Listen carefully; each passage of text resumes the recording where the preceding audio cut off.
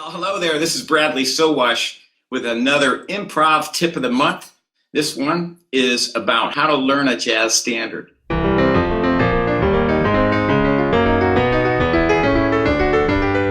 Now, we're going to be using for this an acronym. It was developed in my online jazz piano classes, and a tip of the hat to my students who helped me put that together. So what we're going to look at is how to learn a jazz standard using 5 steps. We're going to use the acronym THANKS. Give thanks to be able to learn a jazz standard. And the first one of those is tune. Learn the tune. Start with the melody. So let's just get the melody. You can figure it out by ear.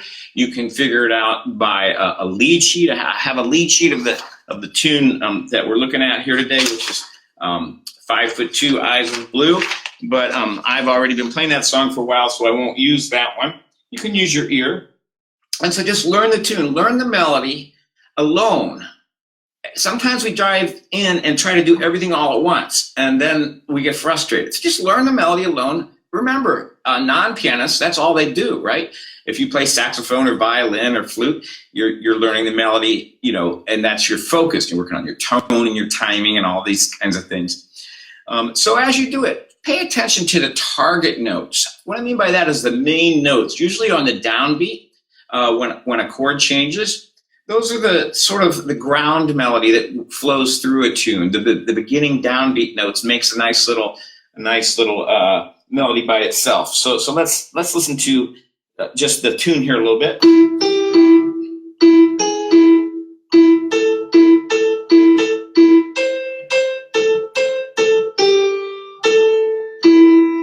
Most of us recognize that tune.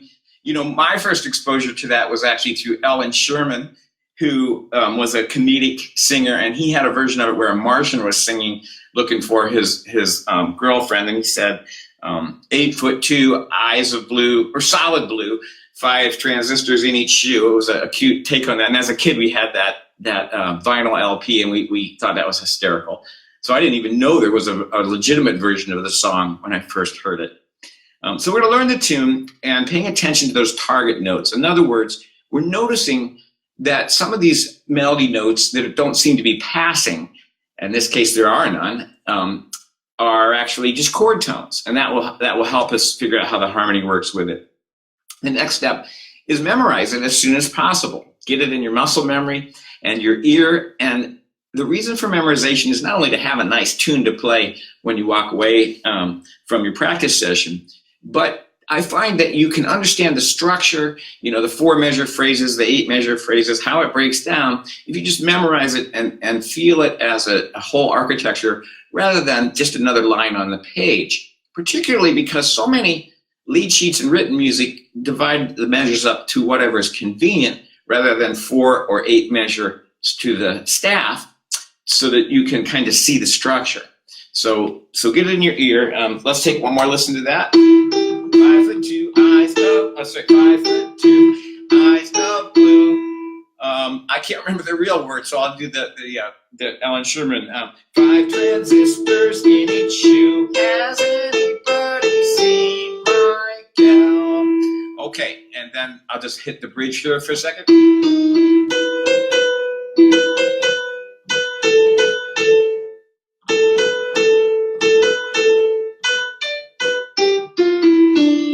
Back to the beginning.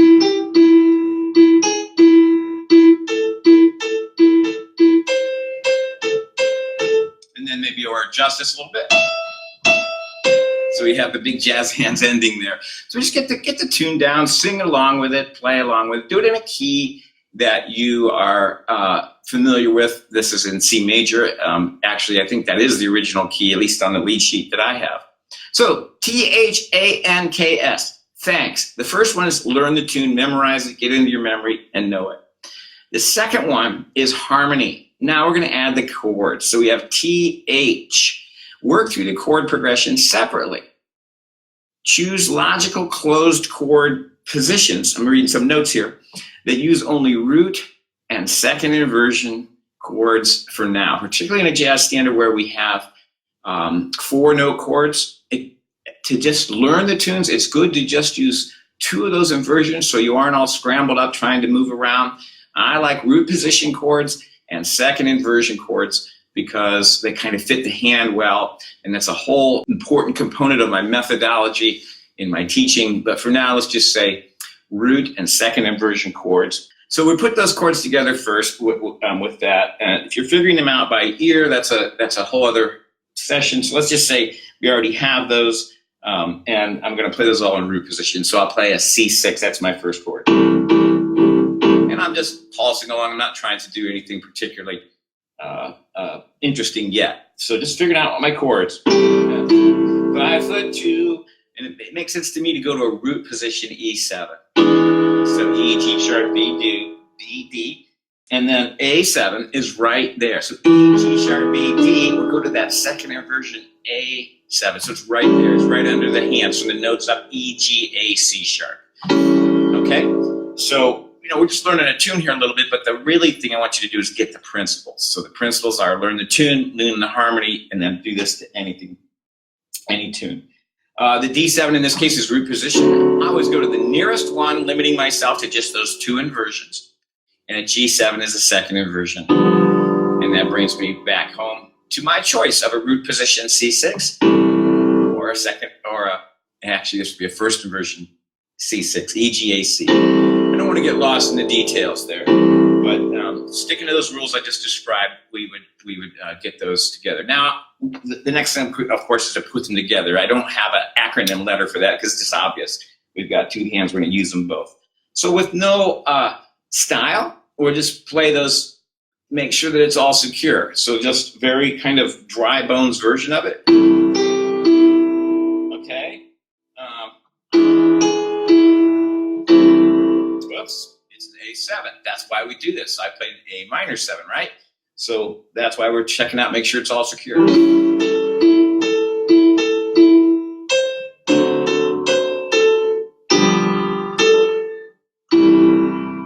there's a little turnaround in there, so I'll just hit that quickly. All right, I'm not going to go over that. So now that I've got it secure, I would also work maybe through the bridge.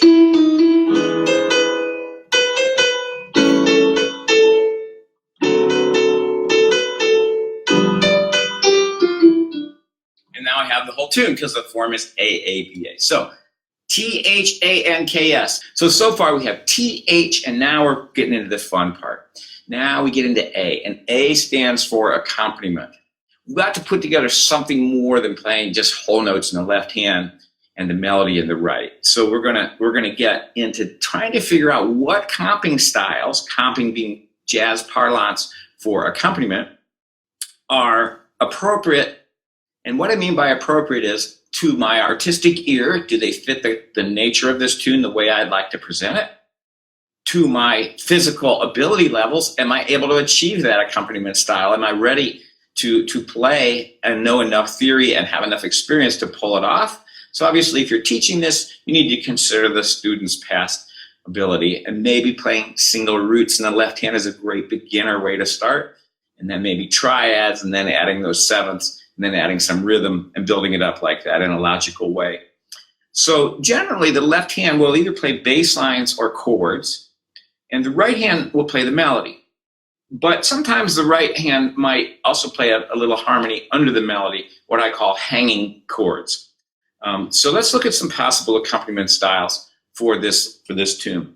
One of them is a very convenient, easy accompaniment style that seems simplistic, but was actually a go-to for Errol Garner, and can't be any more better known or well-loved pianist than Errol Garner. And he was quite happy to just play quarter notes in the left hand. So let's listen to a little bit of that.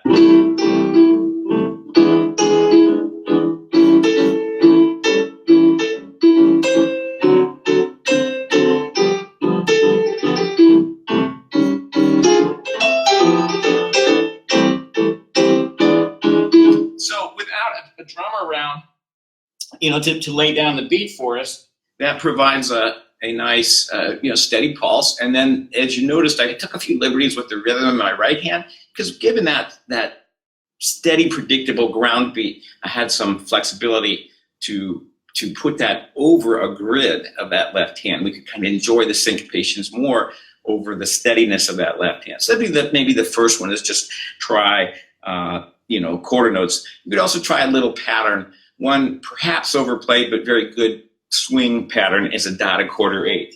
1 and 2 and 3, 4. 1 and 2 and 3, 4. Sometimes referred to as the Charleston rhythm. That would sound like this. And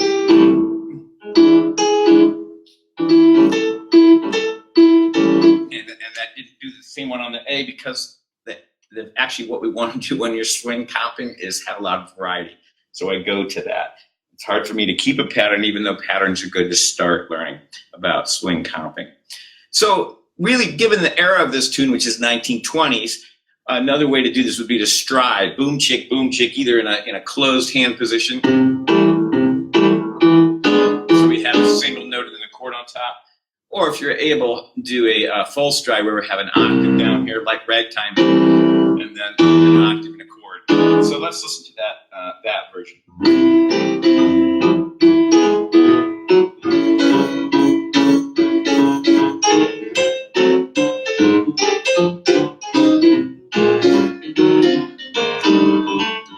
What I'm doing, I think everybody knows how to stride, but it's root and typically the fifth. So we have root, chord, fifth chord, root, chord, fifth chord. It's like that. And the inversions we're grabbing are going to be the same inversions that you would play if you were just playing closed chords. So we're just adding the mixture in the left hand. I'll show you another kind of style, which is to add occasional passing notes. And we know this kind of from Scott Joplin. Let's take a look at the famous Maple Leaf Rag. Right, there's a passing bass note. So Joplin did not write this. You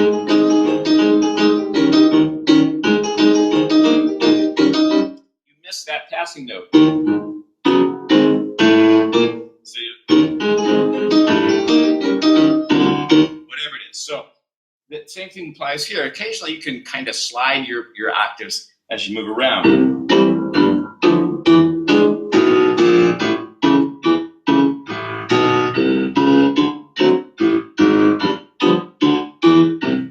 Now it's a little more thinking, but it's actually easier because it gets rid of all that target practice of bass chord, bass chord, bass chord to play a couple of bass notes in a row. Let's see how that sounds.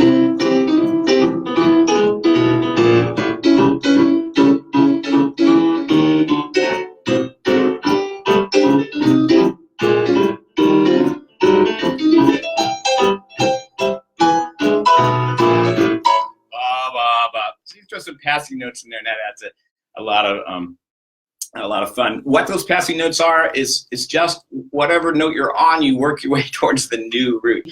T-H-A, and the next one is noodle around. So we get into this mindset because of our traditional formal training that we need to perfect and get everything just so. We're so used to I don't even like that word perfect, because perfect is paralyzing. Rather, you want to now mess around with it. You let your ear be your guide. You imagine how you'd like to sound, and then you mix your inner ear, your imagination of how you would like it to sound, with your knowledge of the key and the chord tones to try to get those to limit the possible notes that won't sound so good. In other words, I have an idea in my head. Do ba do ba do da dee da. What was that? I'm not sure, actually, but it's had sort of a gesture or a rough idea. But I know I can use notes in the key or the chord to get that. Let's see. I played a little passing. In many cases, it doesn't matter the way we're sort of embellish and noodle that, as long as we get back to the recognizable part of it. And then noodle also involves not just embellishing the melody, but messing around over the chord tones and the key. And there's a whole world to figuring out what notes are good for that. But of course, the ear rules. The trick here is to turn off your inner judger. Just let it flow for once. Let it flow. If no one's listening, just try stuff. You can try them with your ear. You can try them cerebrally. So going back to pulse chords, let me try just playing chord tones here.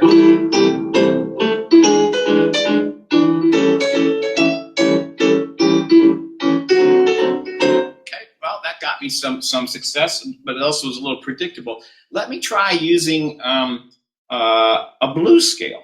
I'm not liking that, see? So now I know that a dark blues scale or a minor blues scale is not going to be a good fit for this tune. I just learned that by noodling. Let me try playing sequences. I'll just play a third and a second, C, A, G, and move that around. Let's see what that sounds like.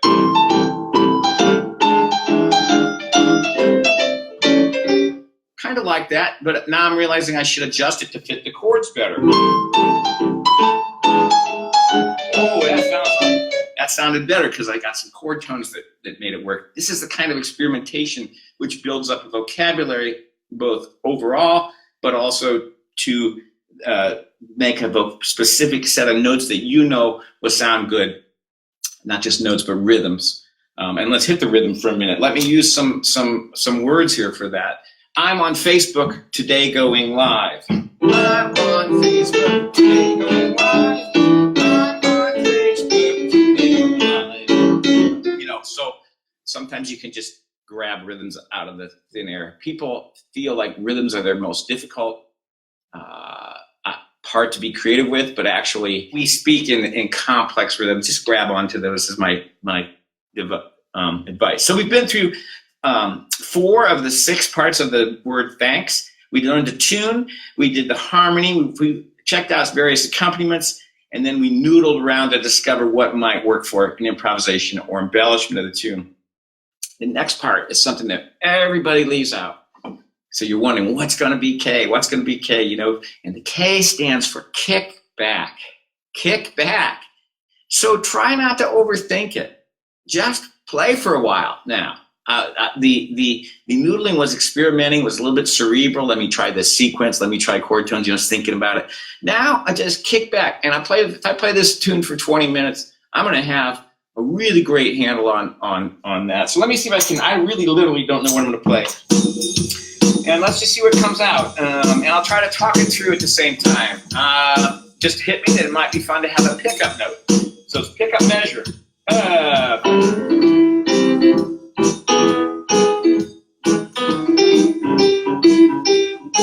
So I hit the wrong note and fixed it. I'm going to use a turnaround that I learned in college.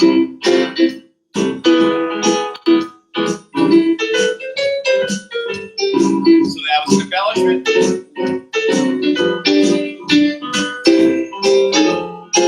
I used an chord there, an F minor. That's because I just heard it. Okay, the bridge.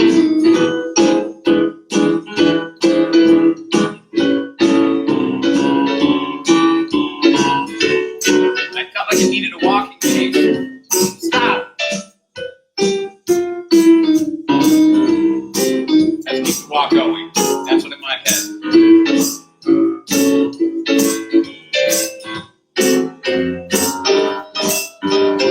I use a flat third there for some color. Improvise. I notice that I'm talking. Maybe try something romantic. No idea what I'm playing, but I'm going to make it work by arriving. And arrive on a chords coming down. And I got my drum turned around by talking. Let's go back to the bridge. Maybe some dynamics. That's a crescendo. Just thought of that. Octave.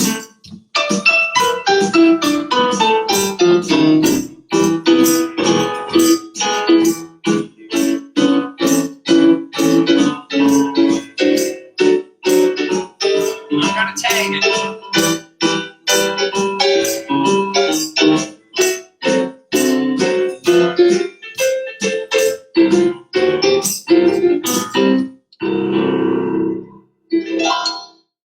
Okay, so I kicked back and I had some fun. Maybe it would sound later, it would sound different. Maybe tomorrow it would sound, sadder or quieter or whatever. You got to take that step to let it go. You got to let it go. You got to loosen it up, or it's going to sound stiff. It's going to sound trained. It's going to sound classical. You don't want to sound like a recovering classical pianist. You've got to own that tune. So Kickback. So we've had so far, learn the tune or the melody, learn the harmony, learn accompaniment style, noodle to discover what will work. And every tune is going to have some similarities, but they're also going to have certain sort of quirks that tune leads you to in your discovering of your note palette, your rhythms, your style, your touch. Then kick back like I just did in the last one. Give thanks. Give thanks. S, play your music for other people. Share it is the last one. Share it. You got to play it for other people. Too many people say, I'm just doing this for myself. If you do it for yourself, you won't get past that idea that it has to be perfect. You'll get hung up and stuck all the time. Nothing like being live to just say, I've got to cover my mistakes here and keep it going and push through. And maybe you just post it online. Maybe that's a way you can do it. You send it put a little bit on your Facebook page. You record a thing, and you don't do it 16 takes. You do 1, 2, maybe 3 takes and say, hey, I'm working this up. And you do that often. So you play a lot, and you're like, yeah, all kinds of things are going to go wrong. Remember when I played that A minor chord early in this session? It's supposed to be an A7. Just let it go. Let it happen. Keep your form. Keep it pushing. And you get there by sharing it. And here's the thing. You're paying more attention than anybody else. Here's both a wonderful fact and maybe a little sad fact. Most people don't listen like musicians. You're safe. If you're anywhere near the tune, keep the pulse going.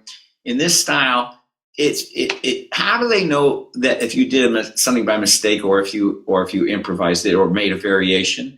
You just never know. So smile through your mistakes. Keep playing and ignore anybody who says mean things, which is rare, and enjoy the positive feedback you get. And it's probably going to be, I wish I could do that. I wish I could do that, right? And they'll say, you're so talented. You're so talented. But of course, it's not talent. It's preparation, right? Preparation followed by releasing, kicking back. So there they are. Learn the tune, learn the harmony, do the accompaniment that fits your ability level and interest and style wishes for the tune. Noodle around to discover what's useful, and kick back and goof around on a tune for 10 days, and then share it with somebody. Until next time, enjoy your creative music making journey. Bye for now.